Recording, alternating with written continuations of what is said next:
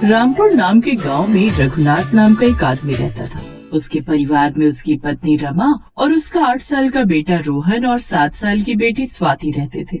रघुनाथ के पास छोटा सा खेत था जिसमें खेती बाड़ी करके जैसे तैसे वो अपना घर चलाता था। लेकिन एक रोज पता चला कि रघुनाथ को टीबी की बीमारी हो गई है और कुछ समय बाद उसकी मौत हो गई। पिता की मौत के बाद उनकी माँ ने उन्हें काबिल बनाने के लिए मेहनत शुरू कर दी। उसने रोहन को पढ़ाया लिखाया।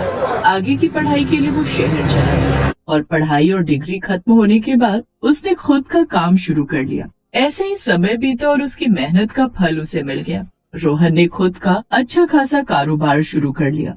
अब वो गरीब नहीं रहे बल्कि शहर के जाने माने अमीर लोग बन गए। रोहन के लिए फिर एक बड़े घर की लड़की निशा का रिश्ता आया और कुछ ही दिनों में उनकी शादी हो गई। भाई की शादी के कुछ दिन बाद स्वाति के लिए भी नवीन नाम के एक लड़के का रिश्ता आया और कुछ महीने बाद वो भी ब्याह कर अपने ससुराल आ गई। उसके ससुराल में उसकी सास नहीं थी। सासू माँ का तो देहांत हो गया है, इसलिए घर में सास ससुर तो है नहीं, लेकिन ये जेठानी लगता है इन्हीं का हुक्म चलता है इस घर में। उसका सोचना एकदम सही भी था। स्वाति के भाई ने उसे ठीक ठाक गहने बनाकर दिए थे जिन्हें वो अक्सर घर पर भी पहने रखती थी। ऐसे एक रोज उसको गहनों में लदा देखकर उसकी जेठानी पूनम उससे बोली, कोई जरूरत नहीं है घर में भी यूं गहनों से लदे रहने की, कहीं चोरी हो गए तो ऐसा करो ये सब तुम मेरे पास रखवा दो, हिफाजत में रहेंगे। भोली भाली स्वाति को लगा कि उसकी जेठानी को उसकी कितनी फिक्र है जो उसके गहनों को संभाल कर रख रही है। उसने खुशी खुशी सारे गहने उसे दे दिए। शादी के 2 दिन बाद स्वाति महंगी सी भारी साड़ी पहन कर आई। उसे देखते ही पूनम ने मुंह बना लिया और चिढ़कर कहने लगी, कहीं शादी में जा रही हो क्या जो इतनी महंगी साड़ी पहनकर घूम रही हो? घर के सारे काम पड़े हुए हैं। दीदी काम वाली क्यों नहीं आई अभी तक? अब से वो नहीं आएगी क्योंकि मैंने उसकी छुट्टी कर दी। अब जाओ और पहले घर के काम काज निपटा लो, फिर सबके लिए खाना बना दो। अब शादी के दूसरे दिन से ही वो सारे घर का काम अकेले ही करती। पूनम तो बस उस पर हुक्म चलाती और उससे घर के सारे काम भी अपने। शादी के 5 महीने बाद ही उसकी हालत काफी खराब हो गई। उसने अपने पति नवीन से कहा, सुनिए जी, मुझे अपने घर जाना है। दीदी खुद तो पूरा दिन आराम करती रहती है और मुझसे घर के सारे काम लेती रहती है, तो मुझे कुछ दिन मेरे मायके छोड़ाओ। आज तो मुझे किसी जरूरी काम से मीटिंग में जाना है, लेकिन कल तुम सुबह तैयार रहना, मैं ऑफिस जाते हुए तुम्हें ड्रॉप कर दूंगा। अगले दिन स्वाति सुबह जल्दी तैयार हो गई। उसे तैयार देख पूनम ने पूछा, अरे आज तो न चाय न नाश्ता, और ये क्या, ये तैयार होकर कहाँ जाने की तैयारी हो रही है? वो दीदी मैं अपने घर जा रही हूँ, सोचा कुछ दिन रह आऊं। शादी के बाद ना मायके वालों से ज्यादा लाड न रखो तो ही ठीक रहता है, और तुम मायके चली गई तो फिर यहाँ कौन संभालेगा? खैर जाना है तो जाओ। स्वाति घर का सारा काम खत्म कर देती है और उदास होकर अपने कमरे में बैठ जाती है। क्या हुआ स्वाति, तुम इतनी परेशान क्यों? पता नहीं दीदी मुझसे क्या चाहती हैं। न ठीक से खाने देती हैं, न रहने देती हैं और न ही कहीं जाने देती हैं। ऊपर से मेरे आते ही काम वाली को भी हटा दिया। अच्छा बाबा, अभी तुम शांत हो जाओ, मैं भैया से इस बारे में बात करूंगा। अगले दिन नवीन ने इस बारे में अपने बड़े भाई से बात की। भैया जब से स्वाति यहाँ आई है सारा काम बस वही अकेले करती रहती है। उसके आने के बाद तो भाभी ने काम वाली को भी हटा दिया है। कितने महीनों से वो बेचारी अपने घर भी नहीं गई है। ये सुनते ही पूनम गुस्से में आ गई और वहाँ आकर बोली, अच्छा बीवी क्या आ गई, इसकी भी जुबान खुलने लग गई। और माल तुम लोग खाओ तो काम भी तो करना पड़ेगा ना। अरे तुम दोनों को हराम की खाने की आदत पड़ गई है। भाभी ये अब कैसी बातें कर रही है?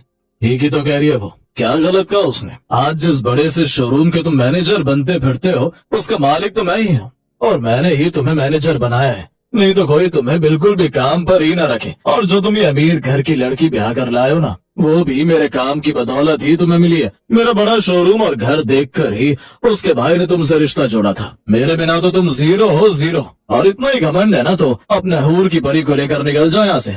इतनी बेइज्जती बर्दाश्त करने के बाद कौन ही रुकेगा यहाँ भैया। नवीन स्वाति को लेकर वहाँ से चला गया। वो लोग अब बेघर हो गए।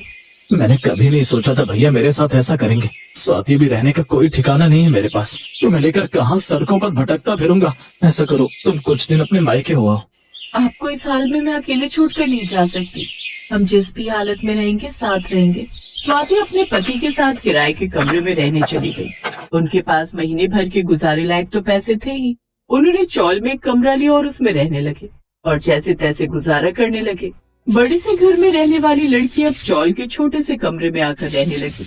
अब वो पानी भरने के लिए लंबी लंबी लाइन लगाकर वहाँ खड़ी रह गई। छोटे से चूल्हे पर खाना बनाती। ऐसे एक रोज स्वाति कड़ी धूप में सब्जी का थैला लिए पैदल चली जा रही थी। तभी सिग्नल पर बड़ी सी गाड़ी में रेड लाइट पर उसका भाई खड़ा था। अपनी बहन की ऐसी हालत देख वो जल्दी से गाड़ी से उतरा और अपनी बहन के पास दौड़ कर गया। दीदी, क्या हाल बना रखा है तुमने? अपने भाई को देख वो उसके सीने से लिपट कर फूट फूट कर रोने लगी। कुछ देर बाद वो उसके साथ उसके घर आ गया। उन्होंने आपके साथ ठीक नहीं किया। मैं अभी उन लोगों को जेल पहुंचा देता हूँ। नहीं, वो मेरा परिवार है, मैं उनके साथ कुछ गलत नहीं कर सकता। उन्होंने जो हमारे साथ किया वो उनके कर्म। अच्छा ठीक है, चलो मेरे साथ मेरे घर चलो। स्वाति ने बड़े ध्यान से अपने पति की तरफ देखा। फिर वो समझ गई कि उसका पति कहीं नहीं जाना चाहता। वो खुद भी नहीं चाहती कि वो मायके में रहकर अपनी भाभी के ताने सुने, इसलिए उसने वहाँ रहना ठीक समझा। रोहन घर आ गया। घर आकर उसने ये बात अपनी 7 महीने की गर्भवती पत्नी को बताई। अब हम क्या कर सकते हैं, जो उनके कर्मों में होगा उनको भुगतना तो पड़ेगा ही ना, इसमें हम कर ही क्या सकते हैं। ऐसे कुछ दिन बीत गए। कुछ दिन बाद उसकी भाभी ने एक बेटे को जन्म दिया।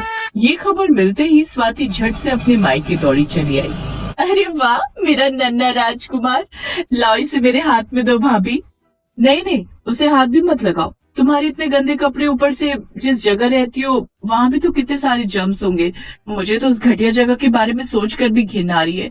पता नहीं तुम कैसे रह लेती हो वहाँ। चलो पीछे हटो, दूर से ही देख लो इसे। अपनी भाभी के मुंह से ये बात सुनकर स्वाति को भी बड़ा बुरा लगा। आंखों में आंसू लिए वो वापस चली गई। आ गई, मिलाई नन्हे राजकुमार से। स्वाति ने रुंधे हुए स्वर में हामी भर दी। हाँ, अच्छा तुम्हें कहीं नौकरी मिली? वो दोनों ये बात कर ही रहे थे कि तभी रोहन के पास नौकरी के लिए फोन आ गया। ये सुनकर दोनों बड़े खुश हुए। कुछ समय बाद स्वाति ने भी एक जगह नौकरी के लिए अप्लाई किया और उसकी भी नौकरी लग गई। धीरे धीरे उनके घर के हालात सुधरने लगे।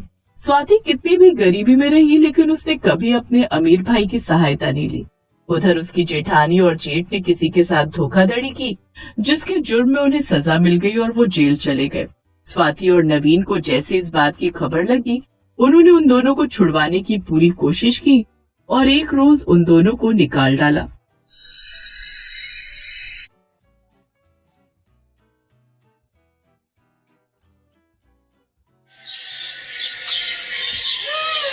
निधि और प्रीति के पिता शहर में मजदूरी करते थे और उनकी माँ घर संभालती थी। वो दोनों बहुत छोटी थी जब उनके माता पिता उन्हें काम की तलाश में अपने साथ शहर ले आए थे। शहर में वो सब एक किराए के कमरे में रहते थे। मदन ने दोनों बेटियों को सरकारी स्कूल में पढ़ने के लिए डाल दिया था। सब कुछ ठीक चल रहा था। ऐसे ही कई साल बीत गए और फिर एक रोज मदन को लकवा मार गया। उसे सरकारी अस्पताल ले जाया गया। वहाँ डॉक्टरों से जितना हो सका उन्होंने उसका इलाज किया। इसके बाद उन्होंने मदन को छुट्टी दे दी। एक दिहाड़ी मजदूर ने जब बिस्तर पकड़ लिया तो घर के हालात भी बुरी तरह चरमरा गए। जो भगवान की मर्जी, अब उसके आगे किसी का जोर कहाँ चलता है। सुनिए जी, आप दिल छोटा मत कीजिए, बस थोड़ी हिम्मत बांधे रखिए, देखना एक दिन सब ठीक हो जाएगा। मेरी तो कुछ समझ नहीं आ रहा उर्मिला, अब इतने बड़े शहर में हमारा गुजारा कैसे चलेगा? हमारी दोनों बेटियां बस अपनी 12वीं खत्म कर ले, फिर देखना सब ठीक हो जाएगा। निधि और प्रीति दोनों 12वीं की परीक्षा दे रही थी। अपने घर के हालातों से वो दोनों भी बहुत चिंता में थे। सोचा था 12वीं पास करने के बाद हम ग्रेजुएशन पूरी कर लेंगे, लेकिन घर के हालात देखकर अब मुझे ऐसा नहीं लगता। कोई बात नहीं दीदी, वो तो हम करस्पॉन्डेंस से भी पूरा कर सकते हैं, लेकिन फिलहाल हमें घर के हालात ठीक करने होंगे। तुम तो जानती ही हो मां अनपढ़ है, उन्हें कुछ ज्यादा नहीं पता, इसलिए अब हमें ही कुछ सोचना होगा। ऐसे कुछ दिन बीत जाते हैं। दोनों 12वीं पूरी कर लेती हैं। उदास उर्मिला उन दोनों के पास जाती है। निधि, प्रीति, मुझे लगता है अब हम लोगों को गांव चले जाना चाहिए।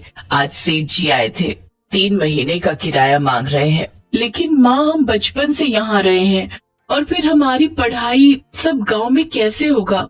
वो सब मैं नहीं जानती। मैंने कहा ना, गांव चलना है मतलब चलना है। निधि प्रीति ने काफी मना किया, लेकिन उर्मिला ने उनकी एक नहीं सुनी। अब गांव में आकर वो लोग अपनी झोपड़ी में रहने लगे, लेकिन दोनों बहनों को कुछ समझ नहीं आ रहा था कि वो अब आगे क्या करें। उन दोनों ने कई दिनों तक सोचा कि वो ऐसा क्या काम करे जो इस गांव वालों के लिए नया हो। बहुत सोचने के बाद उन दोनों बहनों ने छोले भटूरे बनाकर बेचने की सोची। मैंने गांव भर में घूमकर देखा है, यहाँ सिर्फ कल्लू हलवाई है जो केवल समोसे ही बनाकर बेचता है। उसके अलावा यहाँ किसी चीज की दुकान या ढाबा नहीं है। तो क्यों ना हम यहाँ छोले भटूरे बनाकर बेचें? वैसे आइडिया तो बुरा नहीं है, और तुम वैसे भी अच्छे छोले बना लेती हो और मैं भटूरे अच्छे बना लेती हूँ। क्यों बाबा, कैसा लगा हमारा आइडिया? जो वैसे विचार बहुत अच्छा है तुम्हारा, लेकिन तुम दोनों ये सब सामान कहाँ से लाओगे? दोनों बहनों ने ये तो सोच लिया कि अब उन्हें क्या करना है, लेकिन अब दोनों को इस बात की चिंता सताने लगी कि इन सब के लिए सामान कहाँ से आएगा। वो दोनों अपनी माँ के पास गई। देखो बेटी, तुम दोनों से कुछ नहीं छुपा। जो पैसे थे वो मैं शहर में सेठ को किराए के पैसे देकर आ गई, लेकिन हाँ, मेरे पास ये एक सोने की अंगूठी रखी है। तुम दोनों चाहो तो इससे शुरुआत कर सकती हो।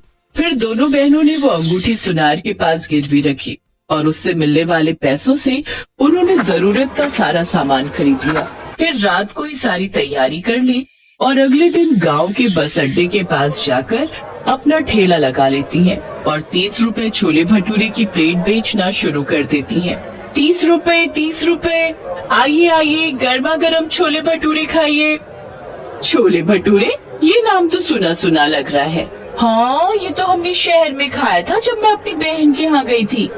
छोले भटूरे का गांव वालों ने नाम बहुत सुना था, लेकिन छोटे शहर के होने के कारण वो जब कभी शहर जाते तो ही वहाँ छोले भटूरे खा पाते थे।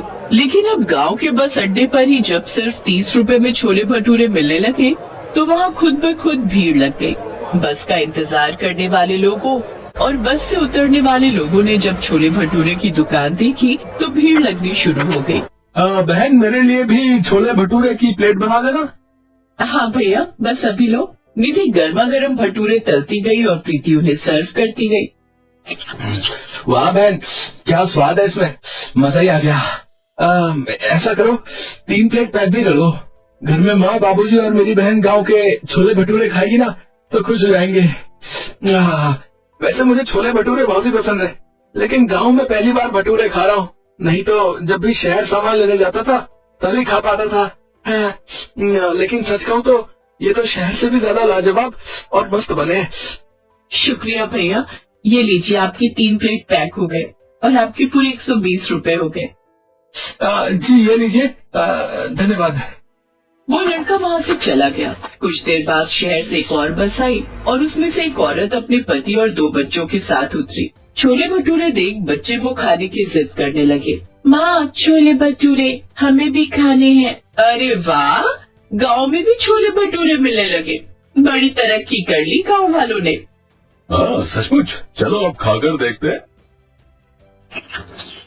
वाह माँ, कितने अच्छे भटूरे हैं। अब तो हम इस गांव में 1 हफ्ता तो क्या, 1 महीने की छुट्टियां भी बिता सकते हैं। चलो अच्छा ही हुआ, वरना तुम लोगों ने तो मेरी जान ही खा ली थी। सचमुच में माँ और दीदी, ये छोले भटूरे तो बहुत ही अच्छे बने हैं। ये सुनकर निधि और प्रीति बहुत खुश हो जाती हैं। पहले दिन ही उन्हें 3000 रुपए की कमाई होती है। अब वो दोनों हर रोज छोले भटूरे बेचने आती हैं। धीरे धीरे आसपास के गांव में भी वो दोनों फेमस हो गए। अब उनकी खूब कमाई होने लगी। ऐसे ही उन्हें 1 साल बीत गया। अब उन्होंने अपनी माँ की गिरवी रखी अंगूठी भी छुड़वा ली, तो वहीं अपने पिता का इलाज भी महंगे बड़े अस्पताल में करवाने की ठानी। बच्चों, क्यों तुम मुझ पर इतने पैसे खर्च कर रहे हो? तुम इतनी मेहनत से पैसे कमाती हो। अगर हमें कुछ हो जाता तो आप भी तो हमारा ख्याल रखते न बाबा। हाँ बाबा, अब आप हमारे साथ बड़े अस्पताल चलोगे और अपना इलाज करवाओगे।